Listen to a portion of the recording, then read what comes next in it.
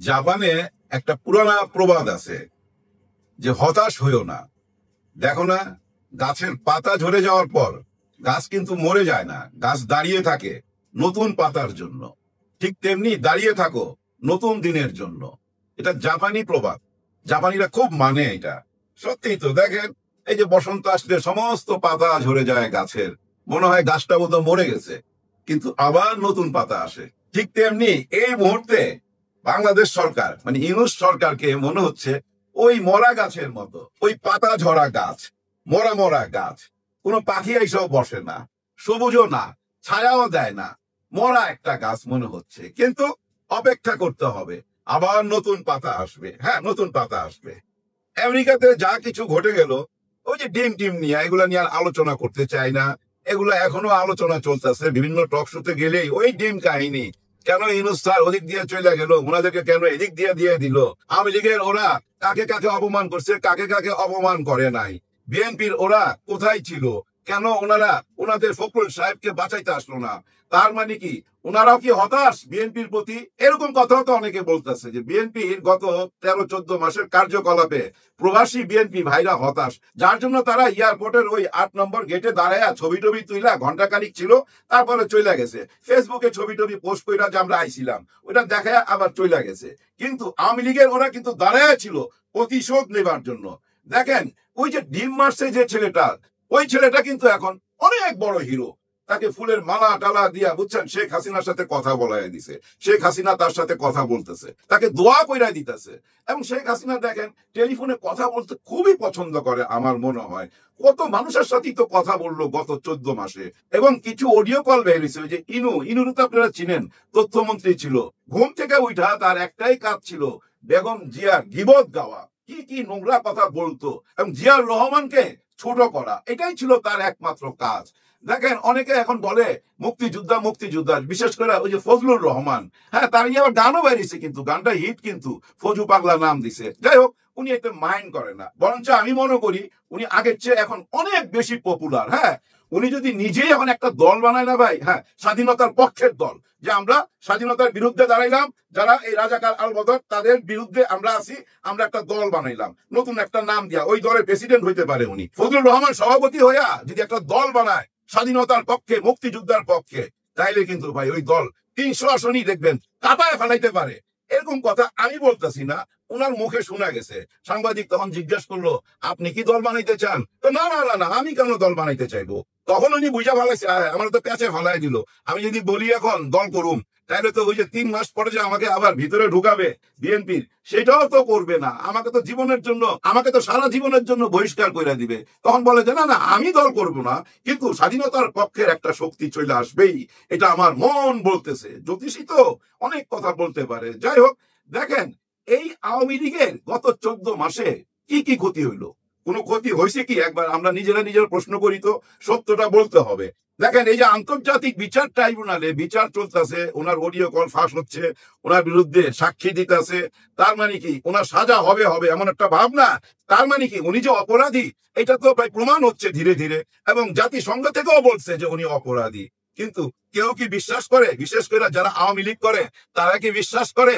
করে না। এবং অনেকে বলে না যে আগেই ভালো ছিলাম। কেন বলে জানেন?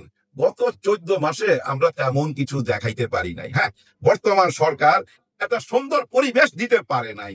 কেন পারে নাই, কাদের জন্য পারে নাই, এটা আপনারা বুঝা নেন। শেখ হাসিনার বিদায় পর পর যদি দেখতাম, হায় হায় দেশের মধ্যে শান্তি, সবাই সবাইকে শ্রদ্ধা করতেছে, ভক্তি করতেছে, এবং নতুন একটা বাংলাদেশের জন্য সবাই এক প্ল্যাটফর্মে চলে আসছে, না, তেমন কিছু হয় নাই। পুরা আধা বছর মানে 6 মাস খালি ওনারা চা নাস্তা খাইছে, আর ওই সনদপত্র নিয়ে আলোচনা করছে। পিআর, উচ্চ কক্ষ, নিম্ন কক্ষ, অনেক রকম আলোচনা, কিন্তু ফলাফল শূন্য। এটা আমি আগেও বলছি। এই যে শূন্য ফলাফল দেখছে জনগণ। আর সোশ্যাল মিডিয়ায় গেলে আমরা কি দেখতেছি? আজকেও দেখলাম মসজিদের ভিতরে যায় ঢুইকা বলতেছে, এই আপনারা এখানে কি করতেছেন? ওনার বলতেছে আমরা নামাজের জন্য অপেক্ষা করতেছি, মাগরিবের নামাজের জন্য। আসরের নামাজ পড়ছে, মাগরিবের নামাজ পড়বে। নো, আপনারা এখানে মিটিং করতেছেন, জামাতের মিটিং হইতেছে, এখন বাইরন, তারা দুমু মসজিদে, ঠিক আজানের পর আসবেন। দেখেন এই ধরনের দৃশ্যগুলো আমরা দেখতেছি। একটা কথা বললাম, এরকম হাজার হাজার দৃশ্য আছে আমাদের চোখের সামনে। এই দৃশ্যগুলো দেখার পর কি মনে হয়? যে না, বাংলাদেশ ভালো নাই, এটাই তো মনে হবে সাধারণ মানুষের কাছে। যার জন্য অনেকেই বলে ওই আমলেই ভালো ছিলাম, মানে শেখ হাসিনার আমলেই ভালো ছিলাম। অন্তত এরকম চাঁদাবাজি, লুট তরাজ, খুন খারাপি, মার ধর, নিজেরা এরকম কাণ্ড কি দেখছেন? দেখেন নাই। আওয়ামী লীগের মধ্যে তো মিল ছিল, ওরা নিজেরা তার মারামারি করতো না, করতো কি ভাই? করতো না। দেখেন না আমেরিকা তো, দেখেন ওরা একতা আছে, সকাল থেকে অপেক্ষা করতেছে ডিম মারার জন্য, আর অন্যরা আধা ঘন্টা 1 ঘন্টা থাইকা সেলফি টেলফি তুইলা চলে গেছে। কিন্তু ছিল কারা? ওই যে ইমানদার, যারা সত্যিকারের ইমানদার, জান চলে যাবে কিন্তু সরবে না। ছাত্র শিবিরের প্রাক্তন সভাপতি এবং জামাতে ইসলামের ওনারা ছিল, ওনারাই তো সেভ করছে, তাই না? এই যে আক্তার হোসেনের পিছনে দাঁড়ায় ছিল ভাই, ডিম যে আক্তার হোসেনের গায়ে পড়ছে কেন জানেন? লম্বা তো এই জন্য, কিন্তু উনি কিন্তু আগলায় ধইরা ছিল। উনি যদি একটু লম্বা হইতো ডিমটা গায়ে লাগতো না ভাই। দেখেন ইমানদার কেন বললাম? দেখেন ওইখানে ওরা 5-6 জন, ওই 5-6 জনই শত আওয়ামী লীগের বিরুদ্ধে ওইখানে স্লোগান দিতেছিল, ওইখানে বক্তব্য রাখতেছিল এবং বারবার সান্ত্বনা দিতেছিল, কোনো ভয় নাই, আমরা আছি। এই যে ব্যাপারটা, এই জন্যই বললাম ইমানদার। এই যে 30-40 মিনিট লেট হয়েছে এদের, 30-40 মিনিট না ভাই, যদি 3 দিনও লেট হইতো, আব্দুল্লাহ তাহের সাহেব যদি 3 দিন পরও বাইর হইতো, ওই 3 দিন ওখানে দাঁড়ায় থাকতো। তার বিবেক তাকে ডিউটি দিছে যে তোর ডিউটি, তুই দাঁড়ায় থাকবি, তাহের সাহেব আসবে, আক্তার হোসেন আসবে, আমাদের মেহমানরা আসবে, ওই দায়িত্ব থেকে দাঁড়ায় ছিল। এই যে আগামীকাল শুক্রবার না, জুম্মার নামাজের পরে দেখেন তাহের সাহেব আবার হিরো হয়ে দাঁড়াবে। হ্যাঁ, সবাই তাহের সাহেবকে নিয়ে রাস্তায় হাঁটবে, সামনে দাঁড়ায় থাকবে, দেখি কে আসক্তরা, আয় গায়ে হাত দে। এরকম একটা চ্যালেঞ্জ করছে কে জানেন? আমাদের ইলিয়াস হোসেন, যে কালকে আব্দুল্লাহ তাহের সাহেবকে নিয়ে জুম্মার নামাজ পড়ুম, আয় দেখি কার ঘাড়ে কটা মাথা আছে, আয় দেখি বাপের বেটা হইলে আয়া দেখাইস, গায়ে হাত দিয়ে দেখাইস, এরকম কথা বলছে। দেখেন ওইখানেও কিন্তু রাজনীতি চলতেছে। আমেরিকার যারা বিএনপি আছে তারাও তো পারতো কালকে জুম্মার নামাজের পরে আমাদের মির্জা ফখরুল সাহেবকে নিয়ে এরকম একটা বক্তব্য রাখতে, রাখলো না। দেখছেন ওইখানেও কিন্তু আমেরিকার মাটি তো জামাত পয়েন্ট পাওয়া গেল। রাজনীতি করতেছে কে? রাজনীতি করতেছে কিন্তু সব দল, আর পয়েন্ট পাইতেছে কে? জামাতে ইসলাম। গত 14 মাসে একটু হিসাব মিলাই দেখেন, গত 14 মাসের বিএনপির অনেক ক্ষতি হয়েছে, যে ক্ষতিটা হওয়ার কথা ছিল আওয়ামী লীগের, কিন্তু আওয়ামী লীগের হয় নাই কেন? দেশের মানুষ দেখতেছে আওয়ামী লীগ যে রাজনীতি কইরা দেশের মানুষকে অস্থির কইরা ফেলাইছিল, যে রাজনীতির কারণে আয়না ঘর করতে হয়েছিল, গুম করতে হয়েছিল, খুন করতে হয়েছিল। কি রাজনীতি? স্বাধীনতার পক্ষে বিপক্ষে। এই দেশে মৌলবাদ আছে, মৌলবাদকে ধ্বংস করতে হবে। এই দেশে জঙ্গি আছে, জঙ্গিদেরকে ধ্বংস করতে হবে, এই রাজনীতি করছে না? দেখেন আজকে ডক্টর ইউনূস স্যার ওইখানে পরিচয় করাই দিতেছিল ডক্টর তাসলিম জারাকে আর আক্তার হোসেনকে, ওই আগের মতো, এবং বলতেছিল যে এরাই ছিল জুলাই গণ অভ্যুত্থানের সাথে জড়িত। এবং ওইখানে কিন্তু তুইলা ধরছে, ওইখানে কিন্তু অভিযোগ করছে যে আজকে যারা এখানে অস্থিরতা করতেছে, আপনারা যা দেখতেছেন, এটা করা হচ্ছে ভারত থেকে। ভারতে শেখ হাসিনা বৈশা এই কাজ করতেছে, এবং আওয়ামী লীগের একটা বয়ান তারা এস্টাবলিশ করার চেষ্টা করতেছে যে বাংলাদেশ জঙ্গিদের হাতে চলে গেছে, তালেবানের হাতে চলে গেছে। আপনারাই বলেন আমাকে কি দেখতে তালেবান লাগে? উনি বলতেছে যে আমাকে কি দেখতে তালেবান লাগে? আমার মাথায় তো পাগড়ি নাই, দাড়ি নাই, আমিও তালেবান। এটা বলার পর সবাই হাসতেছিল ভাই, হাততালি দিতেছিল, মজা করতেছিল। কারণ ওই যে উনার বয়ান যে এই সরকার তালেবান সরকার, এই সরকার মৌলবাদী সরকার। আর এই মৌলবাদী শব্দটা আমরা কই থেকে শুনছি? ওইটাও কিন্তু লন্ডন থেকে একবার আসছিল, যে এই দেশে মৌলবাদীর উত্থান হয়েছে, এবং কথায় কথায় বলে অদৃশ্য শক্তির উত্থান হচ্ছে। 1 বছর আগে আমি মনে করছিলাম ব্যক্তিগতভাবে এই অদৃশ্য হইতে পারে যারা ওনার উপরে জুলুম করছে। হ্যাঁ ভাই, ও মানসিক অত্যাচার করছে, যার বাবা বীর উত্তম একজন মুক্তিযোদ্ধা, যার বাবা এই দেশের প্রেসিডেন্ট ছিল, যার মা এই দেশের 3 বারের প্রধানমন্ত্রী ছিল, তার সন্তানকে ওইভাবে ঝুলাইয়া পিটানো, অমানবিক অত্যাচার করা। ওই জন্যই আমি মনে করছিলাম ওই দিকে ইঙ্গিত করছে যে অদৃশ্য শক্তি। কারণ যারা উনার উপরে অত্যাচার করছে নিশ্চয়ই তারা এখনো চাকরিতে আছে কেউ কেউ, ওইটা মনে করেই আমি অদৃশ্য শক্তি বলতে ওইটাই বুঝছিলাম। কিন্তু উনি আবার এই কথাটা রিপিট করছে, উনি নিজেই বলছে 1 বছর আগেই আমি বলেছি অদৃশ্য শক্তির উত্থান হচ্ছে এই দেশে। আপনারা কি প্রমাণ পেয়েছেন? তার মানে সেই অদৃশ্য শক্তি এখন বুঝতে পারতেছি, সেটা হলো এই জামাতে ইসলাম। ছাত্র শিবির ডাকসুতে আর জাকসুতে পাশ করার পরই তো ওই ধরনের কথা সবাই মুখে চলে আসলো যে এরা গুপ্ত শিবির, এরাই মানুষের রক কাটতো। আর এই যে নির্বাচনে জয় হয়েছে এটাও নাকি জালিয়াতি। তার মানে কি এই যে স্বচ্ছ নির্বাচনটা আমরা দেখলাম এটাও জালিয়াতি? হ্যাঁ ভাই, জালিয়াতির গন্ধ তো একটু পাইছিলাম। জাহাঙ্গীরনগর বিশ্ববিদ্যালয় 48 ঘন্টা লাগছিল ফলাফল দিতে। 11 থেকে 12,000 ভোটারের ফলাফল 48 ঘন্টা পার করে দিছে। ওইখানেই জালিয়াতি হওয়ার কথা ছিল, ওইখানেই বুঝছেন ফলাফল উল্টাইবার চেষ্টা করা হয়েছিল, পারে নাই। দেখেন ওরা তো ভোটে জিতলো, জিতার পর তো একটা ফুলের মালা পাইতে পারতো, পায় নাই। কিন্তু 3 থেকে 4 সপ্তাহের মধ্যে কিছু ভালো ভালো কাজ করলো, এমন কিছু কাজ দেখাইলো যেটা জেলাসির পাত্র হয়ে গেল। অনেকেই বলা শুরু করছে কোন অধিকার এটা করতেছে, এটা তো রাষ্ট্রদ্রোহিতা, ওরা এটা করতে পারে না, এমন কথাও তো শুনছি। আর এই কথাগুলোর কারণেই মানুষের মনের মধ্যে তুলনা করতে যায় যে বিএনপি ভালো না আওয়ামী লীগ ভালো, ওই তুলনা করতে যায়, বুঝছেন, ওই তুলনা করতে যায় অনেকেই বলতেছে আওয়ামী লীগই ভালো, আওয়ামী লীগ অন্তত নিজেরা মারামারি করতো না, ওরা তো নিজেরা মারামারি করে। দেখছেন কিভাবে তুলনা করতেছে? যার জন্য বলছি গত 14 মাসে অনেক ক্ষতি হয়ে গেছে ভাই। আপনারা যারা আওয়ামী লীগকে আনার জন্য চেষ্টা করতেছেন বা বলতেছেন এই নির্বাচনে তাদেরকে দরকার, আওয়ামী লীগকে দরকার, তাদেরকে একটা কথা বইলা বিদায় নিতেছি। দেখেন সেম কথাটা ভাবছিল শহীদ জিয়াউর রহমান। হ্যাঁ, এই সুচিন্তাটা ওনার মধ্যে আসছিল। উনি যেদিন আওয়ামী লীগকে নিয়ে আসলো তার 17 দিন পরে উনি পৃথিবী থেকে বিদায় হইল, উনি শহীদ হয়ে গেলেন। এরপরে এরশাদ সাহেব চেষ্টা করছিল আওয়ামী লীগকে কোলে নিবার, তারপরে দেখেন ওনাকে জেলে যাইতে হয়েছে। আর ওনার দলের কি অবস্থা বর্তমানে এটা আপনারা সবাই তো জানেন। এরপরে দেখেন এই জামাতে ইসলাম ওনারাও চেষ্টা করছে, হ্যাঁ ওনাকে হজ করাইছে, মানে শেখ হাসিনাকে হজ করাইছে, হাতে তসবি দিছে, মাথায় ঘোমটা দিছে, কালো কাপড় দিয়া বাঁধছে, অন্যরকম একটা ইমেজ তৈরি করছিল কিন্তু ওই টাইমে। কিন্তু শেষ পর্যন্ত কি দেখা গেল, সেই জামাতে ইসলামের অনেক বড় বড় নেতা ফাঁসি হয়ে গেল, তাই না?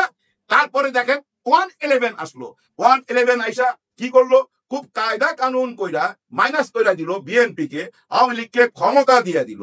ক্ষমতার পরপরই কি ঘটছিল বিডিআরে 54 জন অফিসার শহীদ হয়েছে। ভাই পৃথিবীর সমস্ত যুদ্ধের খবর নেন, প্রথম বিশ্বযুদ্ধ, দ্বিতীয় বিশ্বযুদ্ধ, ভিয়েতনাম যুদ্ধ, সমস্ত যুদ্ধের ইতিহাস ঘাইটা দেখেন, একসঙ্গে একদিনে 57 জন অফিসার মারা যায় নাই ভাই, 57 জন অফিসার শহীদ হয় নাই। জানি না সেই শহীদ পরিবাররা আজকে কোথায় আছে, কিভাবে আছে, কেউ কি খোঁজ খবর নেয় না ভাই। এইটাই হলো বাস্তবতা। আমি কি বলতে চাইছি বুঝছেন, এই দলটাকে যারাই সহযোগিতা করছে তারাই ক্ষতিগ্রস্ত হয়েছে, তাদেরই সর্বনাশ হয়েছে, এইটুক মাথায় রাখবেন। আর ওই যে প্রথমে বললাম যে জাপানের ওই গাছটার কথা, বর্তমান সরকারটাকে পাতাহীন মনে হইতাছে, কোনো পাখিও এসব বসে না, কিন্তু নতুন পাতা আসবে, গাছের আবার যৌবন আসবে ভাই, আবার পাখি এসব বসবে, কিচির মিচির শুনতেই পাবেন। জুলাইয়ের গণ অভ্যুত্থানের কথা ওই জাতিসংঘেতে এবারও বলতে যখন ইউনূস স্যার ভুলে নাই, তার মানে ওইটা কইরাই ছাড়বে। আর জুলাই সনদপত্রের ঘোষণা না হইলে কোনোদিনই নির্বাচন হবে না এই দেশে, এটা আপনারা লেখা রাখেন। আমার তো একটা দাবি, আমি গত ভিডিওতে বলছি, আমি অন্য দাবিগুলো একটা সাইডে রাখতে চাই। আগে জুলাই সনদপত্রের ঘোষণা চাই এবং সংবিধানের সেটা স্বীকৃতি চাই, আইনি স্বীকৃতি চাই। সবাই জন্য সবাই দোয়া করবেন। আল্লাহ হাফেজ। আমরা জানি যাবজ্জীবন সাজাপ্রাপ্ত আসামিরও কিন্তু সাজা মওকুফ হয়, অনেক সময় যাবজ্জীবন খাটতে হয় না তাদের। কেন হয় না? কারাগারে যখন তারা ভালো বিহেভিয়ার শো করে, ভালো আচরণ শো করে, তখন তাদের সাজা মওকুফ করে দেওয়া হয়, কমিয়ে দেওয়া হয়, হ্রাস করা হয় সাজা, ফলে পূর্ণ মেয়াদের সাজা তাদের খাটতে হয় না। তো এমনিতেও এমনকি খুনের আসামি পর্যন্ত, খুনের বিচার কিন্তু একেবারে ফ্ল্যাট, কেউ খুন করেছে তার ফাঁসি, তার যাবজ্জীবন, এরকম হয় না। কি কারণে করেছে, কোনো বাধ্যবাধকতা ছিল কিনা, খুনটি কি কোল্ড ব্লাডেড মার্ডার, পূর্ব পরিকল্পিত ঠান্ডা মাথায় চিন্তা করে তারপর করেছে, নাকি murder committed at the heat of the moment, নাকি খুনটি সংগঠিত হয়েছে উত্তেজনাবশত, কোনো কারণে দুই পক্ষ কথা কাটাকাটি করছিল, মারামারি করছিল, হাতাহাতি করছিল, কিংবা এমন ভাবে আঘাত করেছে কেউ কাউকে মানসিকভাবে বা অন্য কোনোভাবে, প্রতিপক্ষ সেটি সহ্য করতে পারেনি, at the heat of the moment খুন করেছে। তো সাজা কিন্তু আলাদা আলাদা হয়, ফ্ল্যাট কোনো সাজা না যে খুন করেছে তো ফাঁসি, এরকম না বিষয়টি। তো আত্মসমালোচনা, আত্ম উপলব্ধি এবং নিজের কৃত অপরাধের জন্য ক্ষমা প্রার্থনা করা, ভেতর থেকে খারাপ বোধ করা, খারাপ অনুভূতি হওয়া যে আমি অন্যায় করেছি, অপরাধ বোধ জাগ্রত হওয়া নিজের মধ্যে, তো সেটি কিন্তু অনেকের মধ্যেই দেখা যাচ্ছে না।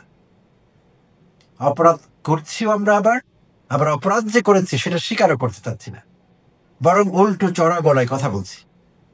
প্রিয় দর্শক, কথা বলছি নিউ ইয়র্কে সর্বশেষ আখতার হোসেনের উপর, এনসিপির আখতার হোসেনের উপর ডিম মেরে যে আওয়ামী বাকশালী দুর্বৃত্তটি হিরো হবার চেষ্টা করেছে, বা যেসব আওয়ামী বাকশালী নিয়োগ থেকে শুরু করে বাংলাদেশে এবং বিশ্বব্যাপী তাকে হিরো মানবার চেষ্টা করছে, তো একবার ভেবে দেখুন তাদের কি মাইন্ডসেট, যারা এরকম একটি দুর্বৃত্তকে হিরো মানছে, তাদের হিরো, এই হলো তাদের হিরোর model.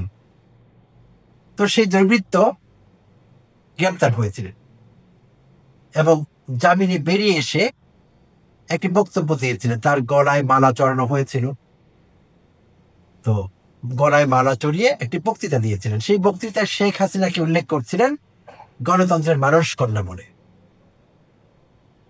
What a joke! Sheikh Hasina যদি গণতন্ত্রের মানুষ কন্যা হয়, তাহলে the word democracy needs to be redefined. গণতন্ত্র বা ডেমোক্রেসি শব্দটিকে পুনরায় সংজ্ঞায়িত করতে হবে। গণতন্ত্রের যে সংজ্ঞা আমরা জানি সেটি আর চলবে না। কারণ হাসিনার মতো লোক যদি গণতন্ত্রী হয়, গণতন্ত্রের মানুষ কন্যা হয়, হাসিনা নানা নামে বিমর্ষিত হয়েছিলেন ক্ষমতায় থাকাকালীন।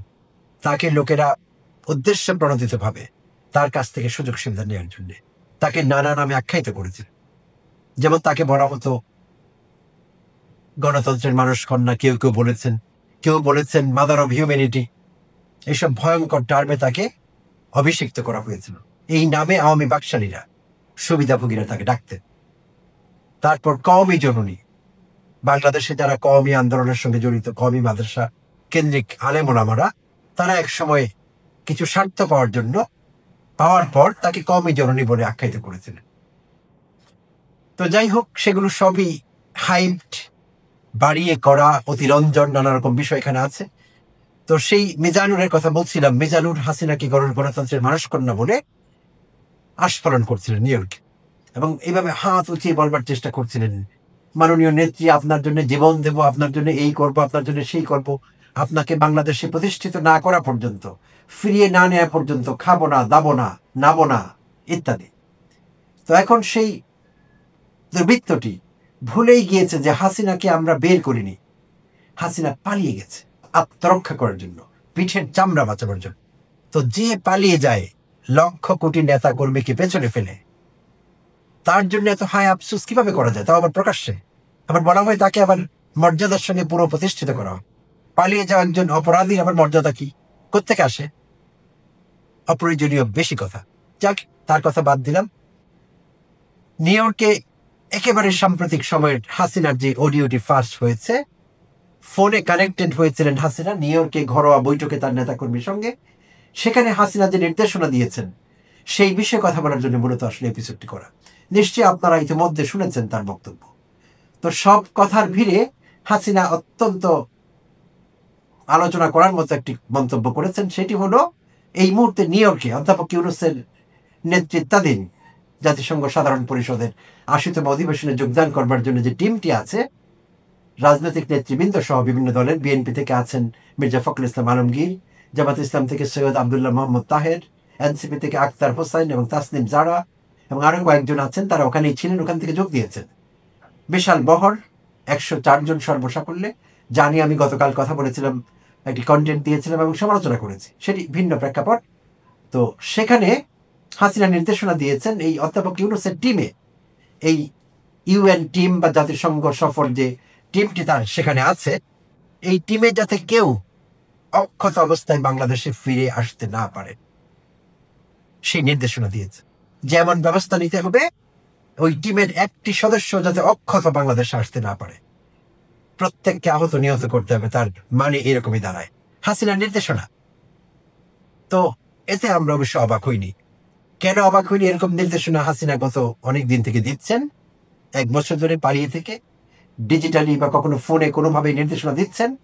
আর হাসিনা যখন জীবিত ছিলেন বাংলাদেশে, হাসিনার জীবদ্দশায়, হাসিনার ক্ষমতার সময়টিকে 15 বছরকে আমি জীবদ্দশা বলতে চাচ্ছি, তো সেই জীবদ্দশায় হাসিনা বাংলাদেশে নৃশংসতম সব কাজ করেছেন। এগুলো নতুন করে আর এখন বলবার কোনো বিষয় নেই, সব আমাদের মুখস্থ, আমরা জানি, চোখের সামনে ভাসছে তার নৃশংসতা, তার খুন, তার গুম, তার আয়নাঘর, মানুষের উপর নির্যাতন, বিরোধীদের বাড়ি ঘরে থাকতে না দেয়া বছরের পর বছর, অমানবিকতার, নৃশংসতার প্রতিমূর্তি হয়ে উঠেছিলেন হাসিনা। সম্ভবত মায়েরা ছোট বাচ্চাদের ঘুম পাড়াতেন অনেক পরিবারে, যে কান্না করলে হাসিনা আসবে, এরকম একটি ব্যাপার হয়ে দাঁড়িয়েছিল হাসিনা। তো সেই হাসিনা তার কৃতকর্মের জন্য পালিয়ে যেতে বাধ্য হলেন চামড়া বাঁচাবার জন্য। থেকে গেলে তার টুকরো পাওয়া যেত না, আমরা সবাই জানি এটি, আওয়ামী লীগের লোকেরাও জানেন।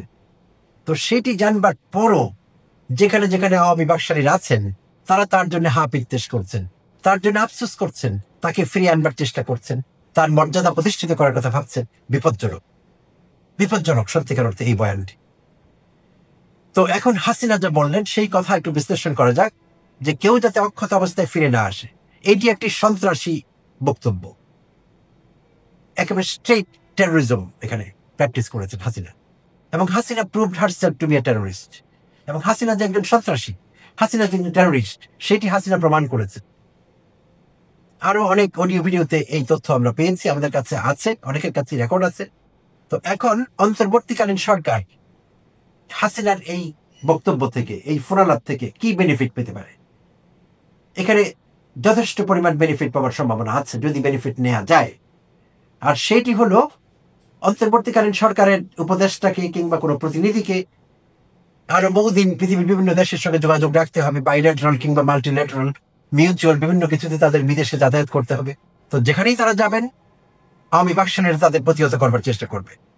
যাতে তারা এটি না পারে করতে, সেই জন্যে এখনই সময় হাসিনার অডিও রেকর্ড এবং আগে যেগুলো আছে সমসাময়িককালে সেগুলো সব একসঙ্গে করে যুক্তরাষ্ট্রের, এখন যেহেতু যুক্তরাষ্ট্র নিয়ে কথা বলছি, যুক্তরাষ্ট্রের স্টেট ডিপার্টমেন্টকে পাঠাতে হবে সবকিছু, এই রিসেন্ট অডিও কল পর্যন্ত, যাতে করে প্রমাণ হয় যে হাসিনা যুক্তরাষ্ট্রে বসবাসকারী শুধু ইউনুস কিংবা তার টিম মেম্বারদের না, যুক্তরাষ্ট্র সফরকারী, যুক্তরাষ্ট্রে বসবাসকারী ইমিগ্রেন্ট হিসেবে, যুক্তরাষ্ট্রের নাগরিক হিসেবে যেসব বাংলাদেশে আছেন, যারা আওয়ামী লীগ করেন না, বিএনপি কিংবা অন্য দল করেন, যারা এই জুলাই আন্দোলনের স্পিরিটকে ধারণ করেন, তাদের জন্য ঝুঁকিপূর্ণ হয়ে উঠেছে যুক্তরাষ্ট্রে বসবাসকারী আওয়ামী বাকশালীরা।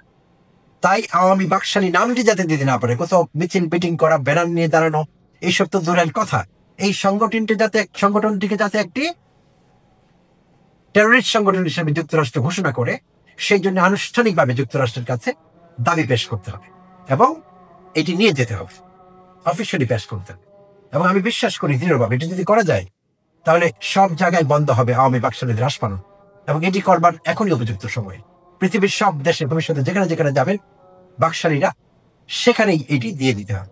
যেখানে সরকারের টিম যাবে বা অন্য কেউ যাবে, সেই সব দেশে স্টেট ডিপার্টমেন্ট বা পররাষ্ট্র দপ্তরে, স্বরাষ্ট্র দপ্তরে এইসব রেকর্ড দিয়ে দিতে হবে, যাতে করে তাদের বিরুদ্ধে অ্যাকশন হয়। এবং এটি চমৎকারভাবে কাজে লাগানো যেতে পারে। অন্তর্বর্তী সরকার যদি বিষয়টিতে গুরুত্ব দেয়, মনোযোগ দেয় এবং অ্যাকশন নেয়, চমৎকার অ্যাকশন হবে। এবং আওয়ামী বাকশালীরা বিশেষভাবে যুক্তরাষ্ট্রে আগামী বহুদিন অর্গানাইজড ওয়েতে দাঁড়াতে পারবে না। ধন্যবাদ সবাইকে, ভালো থাকবে।